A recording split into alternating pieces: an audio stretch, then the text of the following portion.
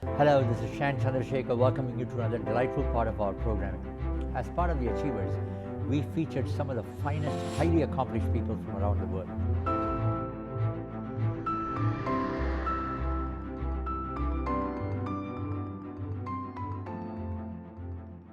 We're very delighted to announce an outstanding individual who is spearheading one of the largest auto manufacturing companies in the world, world famous General Motors. He is the President and Managing Director of General Motors of Canada. We'd like to welcome to the program Mr. Kristian Aquilina. Kristian, what a great accomplishment you have done, and welcome to ATN. Well, it's a great honor. After hearing that, it's a great honor to be here as your guest today. Thank you for having me. Well, Kristian, our hearty congratulations. First of all, it's your second anniversary in Canada that you've been there. That's true. Welcome to Canada. You're an international citizen, and it's such an honor for this country to have a person of your caliber here in terms of spearheading one of the largest and the most reputable auto manufacturing company in the world. Well, thank you. It's just again a privilege to be here in Canada. Quite frankly, I've been just at my family and I have been delighted by the warm embrace in which Canada has welcomed us. And it's at a really interesting time for the nation, for our business, for our industry. So yeah, it's not for the faint-hearted, certainly, but it's been a wonderful experience all round. Well, tell me about GM on a worldwide basis. First, start with the United States, and then we'll come to Canada. Yeah. So tell me about the scope and the nature of this massive organization. Well, as you say, it's a global automotive enterprise which is has a long and rich history, and proudly, brands that we showcase here in North America: Cadillac, Buick, Chevrolet, and GMC. And these brands have been the mainstay of the core of our business, but we're also a business that is in grand transformation as we're seeing consumer behaviour and trends, global trends, really challenge the traditional automotive business model. And that's an exciting time. It comes with incredible opportunity. There are new technologies that are in many ways driving the change more than anything, and consumer preferences which are also driving the change. And what better thing for a company to respond to that of customer choice, and that keeps it interesting. Well, your company has created and contributed to a great deal for the Canadian economy. You've created thousands of jobs in this country, especially not only in manufacturing, in assembly, and now, of course, software development. Yes. And the electronic vehicle. So tell me about the salient features and the accomplishments of GM here in Canada. Well, here in Canada, we're part of an industry that has, as you say, a massive contribution to the Canadian economy. We've been doing business in Canada since going back to 1907, so it's a long and storied history that has many exciting phases through it, from almost, from the horse and cart to here we are now, introducing electrification, as you've pointed out, and different propulsion of the vehicles. The digitization of the car, what used to be a mechanical machine, is now becoming a primarily digital device that has mechanical parts. And the way that the vehicle connects with the people's lives, that's changing.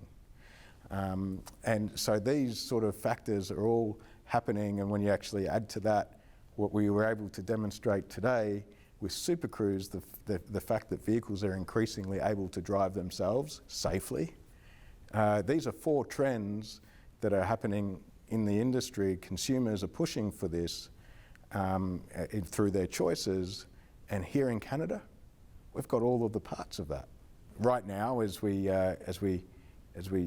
stand here today, we're the number one original equipment manufacturer in the country. No one else sells more vehicles here in Canada than GM. Wow. Whilst also maintaining a manufacturing organisation with three plants to producing vehicles and propulsions systems for those vehicles. We're a tech hub here with more than 1,000 engineers throughout Ontario. 1,000 engineers? More than 1,000 Wow. engineers in software, in hardware development as well. And more broadly, we're a company that is really at the forefront of developing an EV supply chain here in Canada as well, with our partners establishing a new facility in Quebec, which will be producing battery parts for EVs that we'll be making throughout North America and selling all over the world. So it's exciting times. Many people think of GM as a manufacturer, and that's our heritage and history, something we're very proud of, but we're also a tech company, we're also a defense company, we're involved in the development of an EV supply chain. So we've got many hats, and and Canada has every piece of the automotive puzzle right here, and that's something that we're very proud of and taking advantage of. In other words, in addition to providing a massive number of jobs in the current manufacturing sector, your battery plant might also do major export out of Canada to other parts of the world. By doing that, it would create more jobs in Canada as well.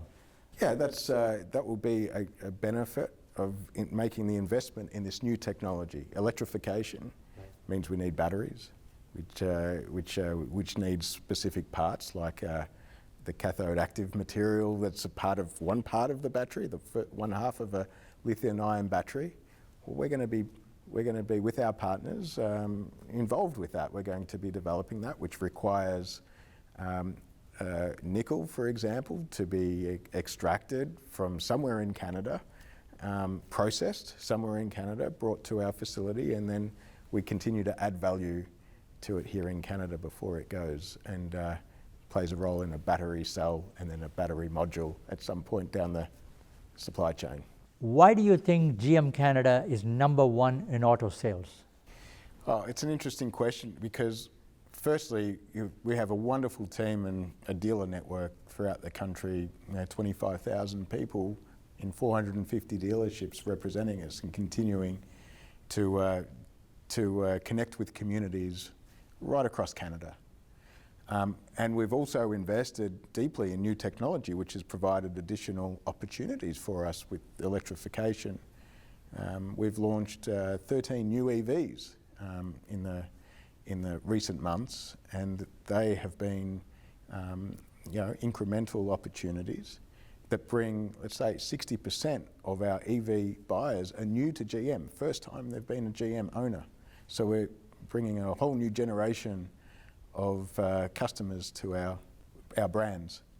But also across Chevrolet, Cadillac, Buick and GMC, we've had a long tradition of providing a big range of vehicles for every wallet that are dependable, that are reliable, that are supported by our 450 dealers, and with parts that can be acquired quickly, and with a great reputation when it comes to their resale value.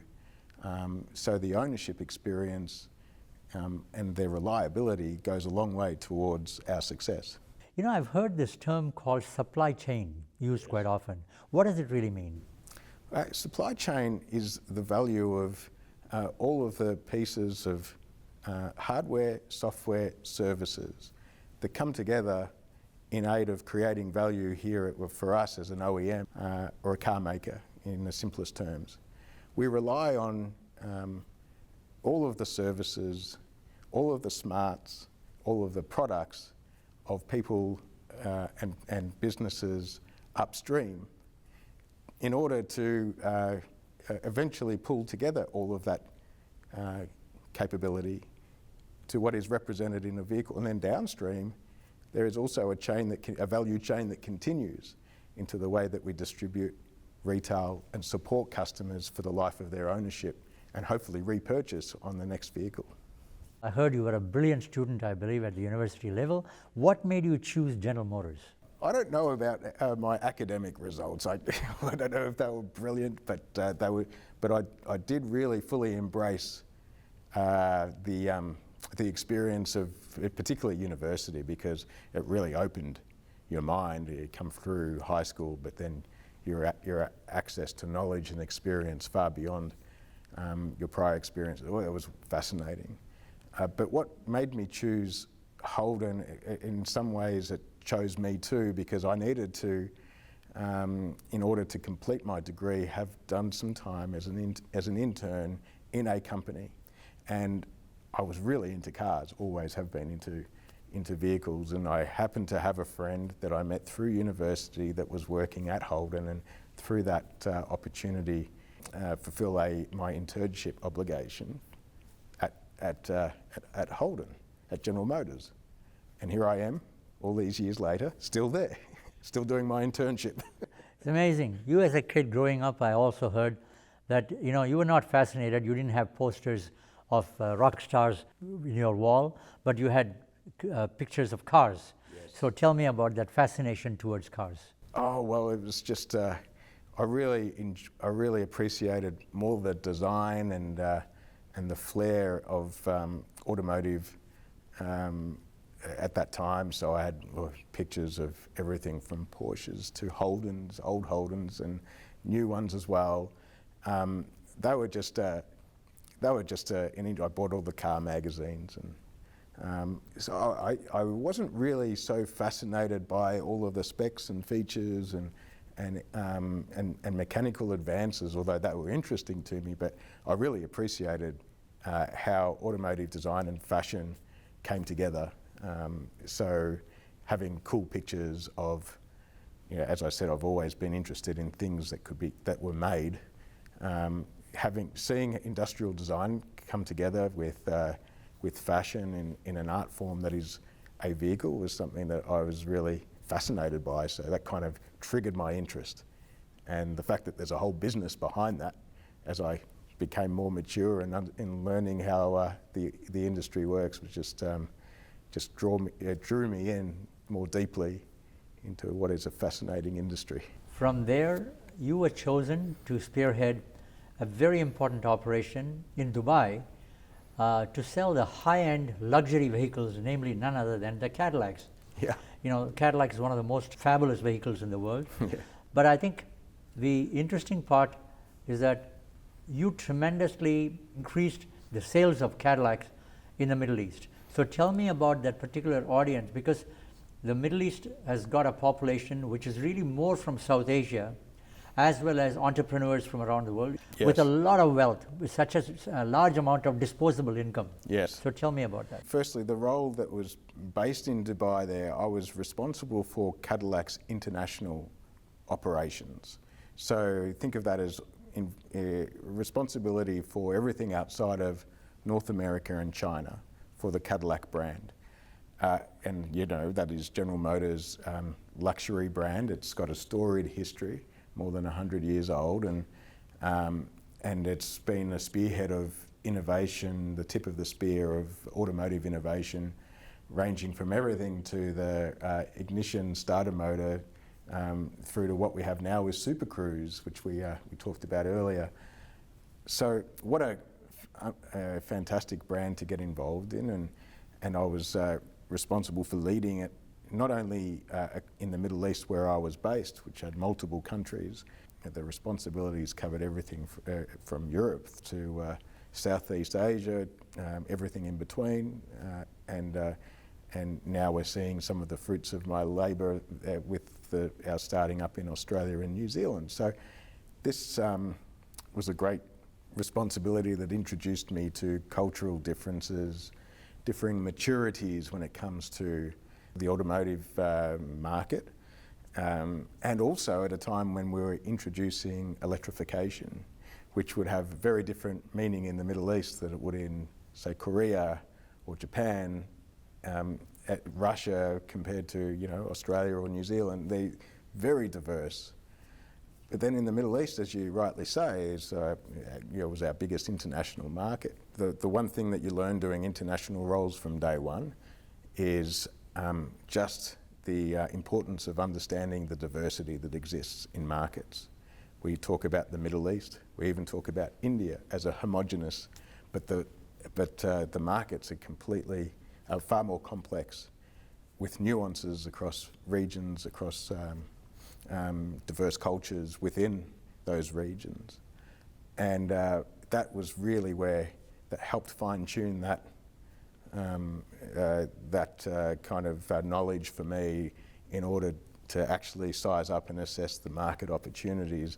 Yes, extraordinarily wealthy parts of the Middle East, but there are other parts of the region which are far more modest in their wealth, but you have to tailor the way that you present Cadillac, its product offering, its commercial proposition in each of those various places. So that's something that helped really fine-tune that skill. Well, congratulations to you, because I heard the interesting news breakthrough that in Canada, ever since you took over, you've excelled the presence in terms of sales of General Motors product in this country as the largest selling product vehicles among the auto sector. Yes. Hearty congratulations to you. Thank you. I think it's a result of some very talented people here in Canada really working and rallying behind that objective, as well as some very well-placed investments by General Motors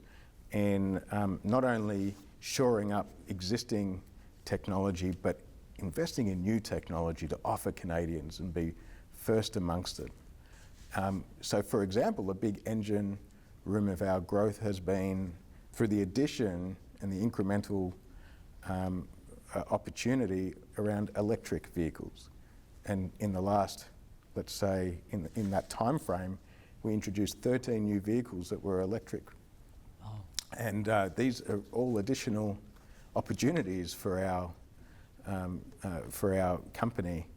And with those, it's amazing, as a little fact, that 60% of EV buyers, GM EV buyers, were new to GM. So through new technology and investment in that new technology and the software that goes with it, we're able to attract a whole new era of General Motors customers that we're working really hard to keep for a long time and continue to build on that foundation. They say you think globally, but you act locally. How much is this appropriate in the Canadian context? I think it's essential for Canadians, and it starts with, and for Canadian business, and it starts with a global mindset, even as you act locally. Being able to identify the natural strengths that exist that exist in, say, for Canada, that apply globally, but also what you can build. They may not be present, but what can you build here? So, yeah, we've got some natural advantages here in Canada, absolutely. Natural resources, a innovation heritage, our manufacturing base, our educational institutions, but add to that a dose of multiculturalism that not many other countries can boast. The ability to bring in talent and put them in the right places to actually, generate greater innovation. The fact that we start small because we're a small market in global terms, and from that way we learn to be efficient from day one, and then scale. These are all things that actually provide us the ability to act globally with effectiveness. So being global starts with having a global mindset at home. As you can see, there's a great amount of controversy going on in the area of tariffs between nations right now, internationally, not just only Canada or USA, That's but right. Other parts of the world as well. But Canada and USA have had a very, very strong, great working relationship and team spirit for many, many years. How do you feel in the geopolitical situation right now, the new tariffs and trade issues? How is GM positioning itself to handle these tough economic situations? Yeah, it throws up new challenges that are certainly we weren't expecting a year, 2 years ago, and we've enjoyed for a long period of time between Canada and the US, and then we add Mexico to that, a very integrated automotive industry, which is now changing as those trade dynamics change and other geopolitical issues become present. One thing emerges to be true in periods of change, and that is there's going to be a period of ambiguity and uncertainty.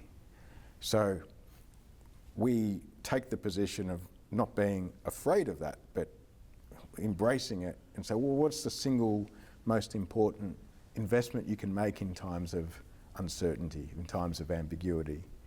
And that's in our own flexibility and agility. So that's where we've put our efforts, and we've made investments accordingly. That gives us choice and agency in the future. So, in place of certainty around investments, we're investing in uncertainty. So it's really turning the idea on its head. And through that, we know that we're prepared to offer a solution to our customers almost regardless of what policies we end up landing with, or what trade scenario we're in, and all of the other dynamics that are present today. So it really is making sure that we keep agile and being prepared to move and move quickly if our customer base demands it. And that's how we're positioning our way through it at the moment. And for Canada, what does that mean? I mean, we are still well invested here in Canada. GM has a long and important presence here, and Canada's presence and our presence in Canada is important to GM, where we've invested $2.6 billion Wow. since 2020 in Canada, in our operations here, across electrification, investing in a tech hub, in manufacturing. And we're also continuing to invest in our next generation of products that we manufacture here, and developing our talent here in Canada to play a role in every vehicle that we sell globally. So it's exciting, and I'm very excited about where GM is heading. We have to navigate the uncertainty, and I think we're best prepared to do that. Kristian, I'm fascinated. I can't help but saying, since you're from Australia, needless to say, I've found out that you're a cricket player yourself, and you're a great fan of cricket, and you've been following this game for many years, Oh, yes. right from your childhood. So tell me about your fascination and involvement in cricket. Geez, I love cricket. I loved cricket as playing it when I was growing up. My heroes were cricketers. I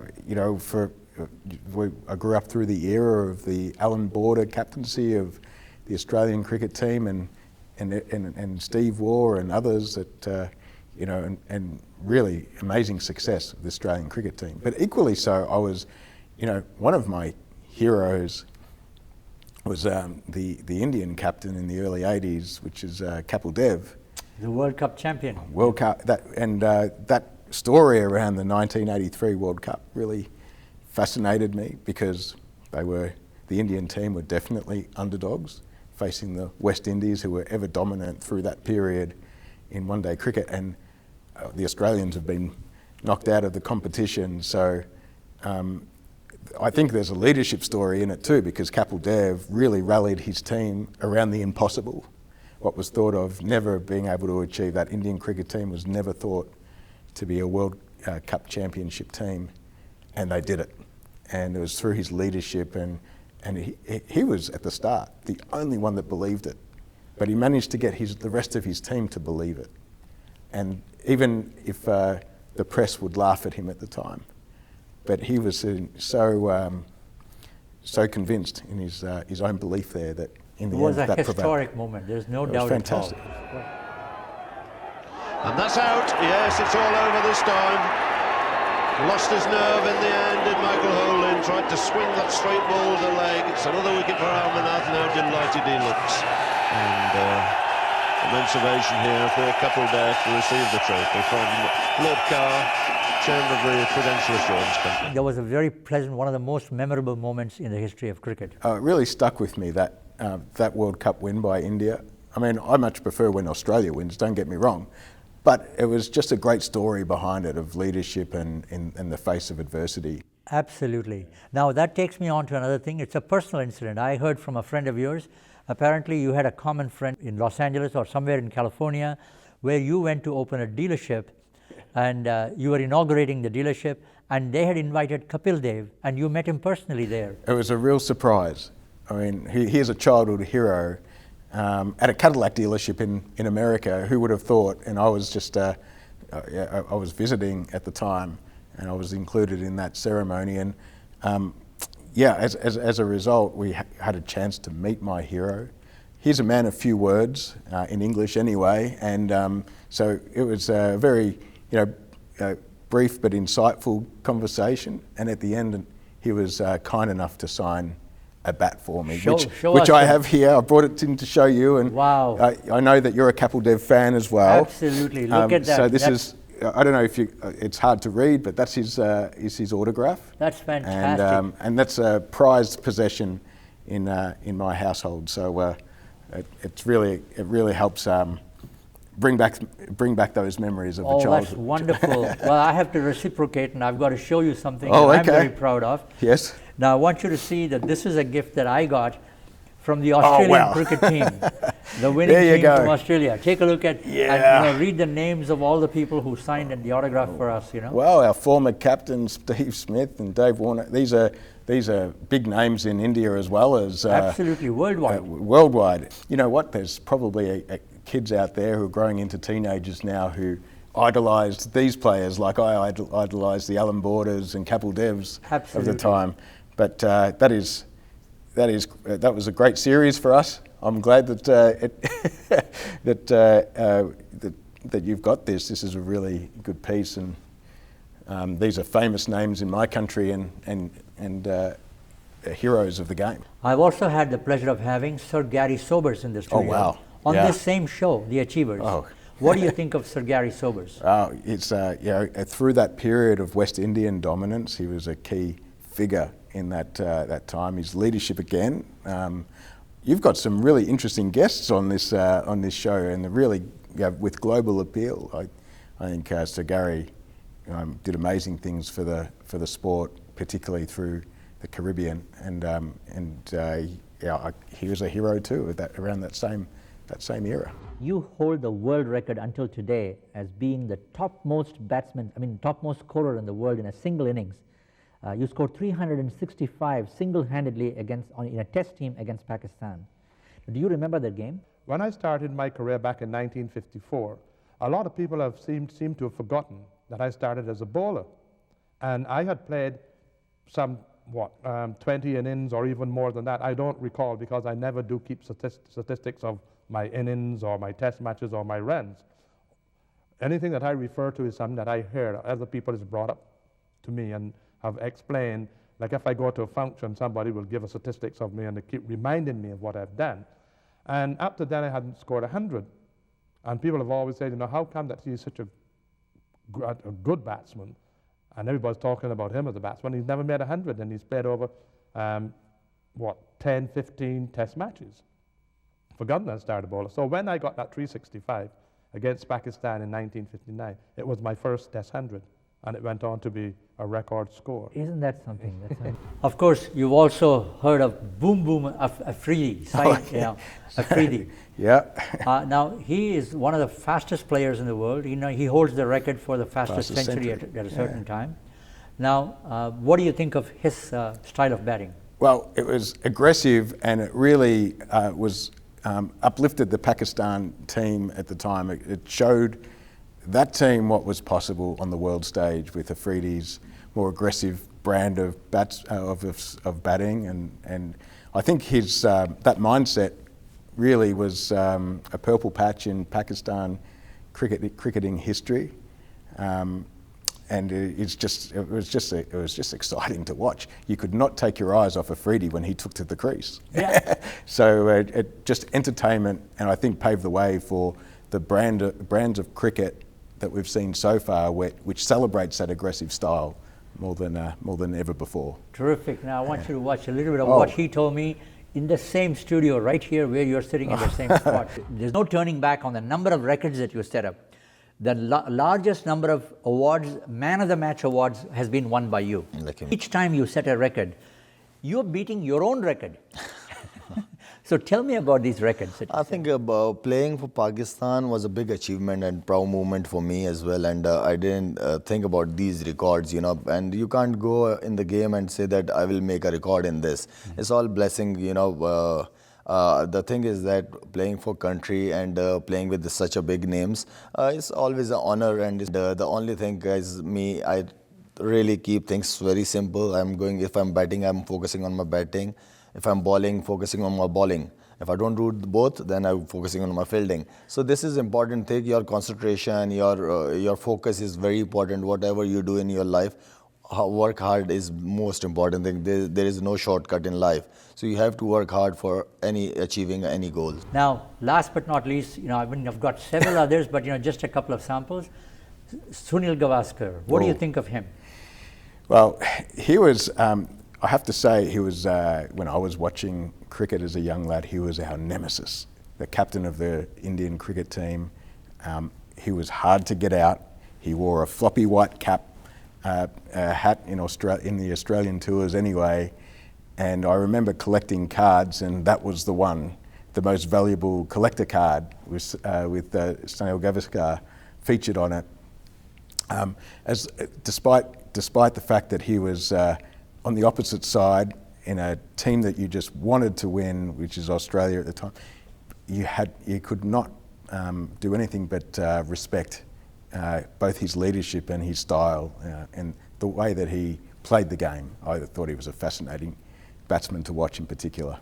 Well, I want you to watch a little bit of our archive in terms of what Sunil said to me. What was the toughest challenge for you? When was the toughest period, you know, that you were in a dilemma where you had to make serious decisions? Can you describe an incident like that? Well, I think when you're playing some of the fastest bowlers in the world, like, you know, the West Indian fast bowlers, you know, you're always in two minds as to what kind of delivery they're going to bowl. You tend to try and anticipate the delivery to a certain extent. In the West Indians case, it is fairly predictable that they are not going to bowl in your half of the wicket.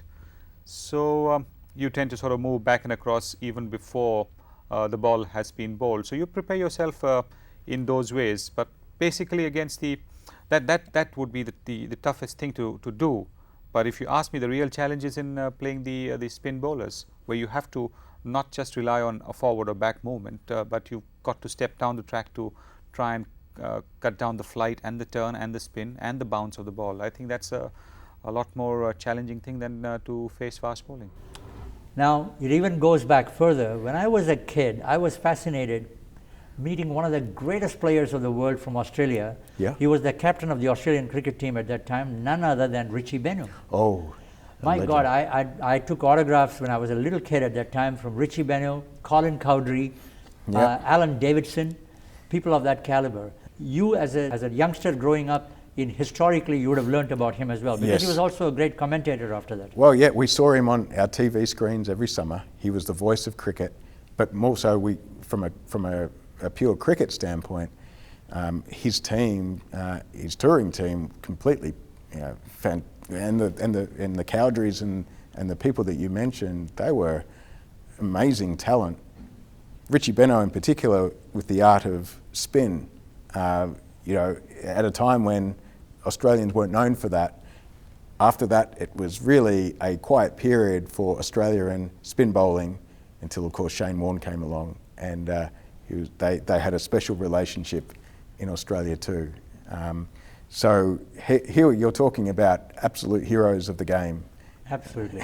It's very sad with Shane Warne, what happened. What a great life, you know, to lose, you know. Yeah, I mean, his contribution to the game. Oh, he was a world record holder, you know. He and Muthaiya Muralidharan changed the way spin, performed on the cricket field around the world. Watching Murali play at the same time as Shane Warne, and when Sri Lanka toured, or when we toured Sri Lanka, it was just fascinating to watch these two arts, the art form of spinning coming into effect on the TV. And Murali had great respect for Shane Warne, by the way. I want you to listen to what Murali told me. You are a personal friend of some of the greatest players in the world. You have interacted with them in competing nations, but people who have become so friendly. Tell me about this international cooperation. Do you see a future where cricket as a game can start uniting countries together and bring good causes, great charities, fundraising for good causes? Do you think all that can happen, because of these kind of good friendships that you develop? Yeah, definitely, because all the sports, not only cricket, because if you take all the sports can unite people, because there is no religion, there is no anything, any caste or anything built on sports. Sports, you're competing for the same thing. So because when you're competing each other, that means you have some rival in the field. Out of the field, openly your friends, you're not going to plug hard at them, or you're not going to fight with them, because you are going to be a friends, because we can learn from them. Sure. Their thoughts are there, so you go out with even other nations people, when you go out, meet them, talk, to have a drink with them, so we social with them. So I think with sports, any sports, you can unity will be there, because you can country to country, the problems will be sorted out, and so many things the sports can do. So much things. That's why sports is there almost, because people love, because sports, they don't think about you're a Muslim or you're a Catholic or you're a Hindu or something, because they think how they play, and they enjoy how they bat or bowl, how they play. There's another great celebrity from Australia whom, when I was doing the series ATN's tribute to 100 years of Indian cinema, I had a great singer named Asha Bhosle, who's also in the Guinness Book almost World Records. All right. She's Lata Mangeshkar's sister, who sang so many songs. Oh, yes. And she has done a lot of experimental songs as well, and fusion music. Yeah. Now, she and Brett Lee performed together. Oh, did they? And she spoke about Brett Lee. He hugged me and he told me that I'm your fan. Oh, that's wonderful. So I told him, no, I'm your fan. That's great. When you think of Asha G, she's an absolute legend. She has achieved so much in her life. She's made so many people happy. She's got a beautiful voice. And to think that I had the pleasure to sing alongside her was pretty cool.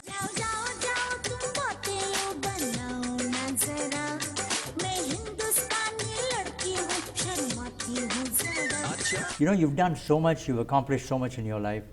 What's in store for Kristian as the head of the largest auto company, in one of the largest in the world, certainly largest in Canada? What are your future plans? What can we expect from you in the next while? Well, for starters, I think there's much to accomplish here in with GM Canada. I think there's still remarkable opportunity ahead. I outlined earlier where we see opportunities for continued growth. In order to get to that point, we need to navigate some uncharted waters when it comes to the uncertainty and ambiguity that applies in the short term. So there is enough challenge and interest to keep me well and truly occupied for a long time here. The auto industry is like, you're always learning. I've been in the industry now, as we've covered, many years, multiple decades, and there are so many aspects to it. It's a big, complex industry, but also it's changing dramatically, so there's new things to learn. I wasn't spending a lot of time thinking about ones and zeros when I first entered the automotive industry all those years ago, but now I'm talking software and AI and electrification and connectivity. These are new strings to our bow. So there is always new things to learn, well as aspects of the business that you haven't quite touched yet and that you want to get to. So there's going to be a long future ahead for me in this industry. You're a remarkably successful young executive of one of the most prestigious corporations in this world. What would you advise young people in terms of their career? So I think if there's anything that I can offer, it's it is incredibly exciting to be curious, because as soon as you go and knock on the door on the unknown, and it opens up your world to new knowledge and new experiences. I think, particularly at the earlier stage in your career, is like, be curious enough to try a few different things, be okay with being uncomfortable in new areas that you're probably not necessarily 100% trained for, but you're willing to learn and experience on the job. And it's an amazing where the path might take you.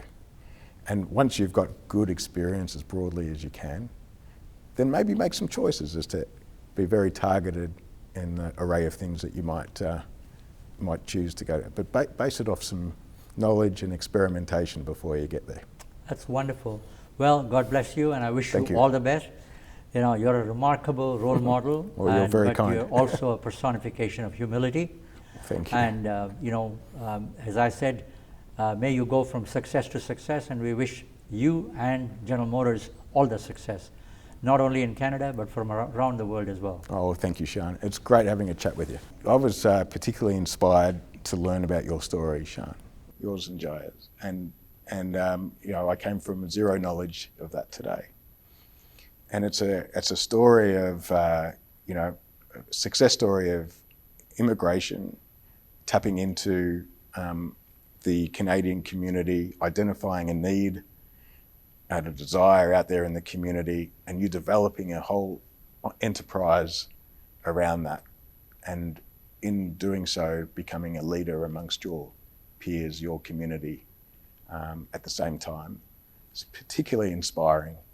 I took a lot of leadership lessons, you wouldn't know this, but I took a lot of leadership lessons by just hearing your story and seeing the way you go about things here at ATN, and the way you're navigating changes in your business, just like we have to in ours. It's been fascinating. Very kind of you. Coming from you, that's the greatest compliment that we can get. It's been an absolute honor having you in the program with us. Wish you all the best. Oh, thank you. We look forward to seeing you back very, very soon. Oh, can't wait. Great. Thanks for having us.